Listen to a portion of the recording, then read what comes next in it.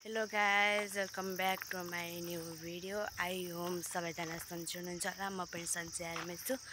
New day new blog. मलाई चाहिँ guys बोल्न मिलेको छैन किनकि मेरो घाँटी दुखेको छ। त्यही पनि आज शनिबार शनिबार भएको कारणले चाहिँ मैले आज ब्लग स्टार्ट गरेको छु।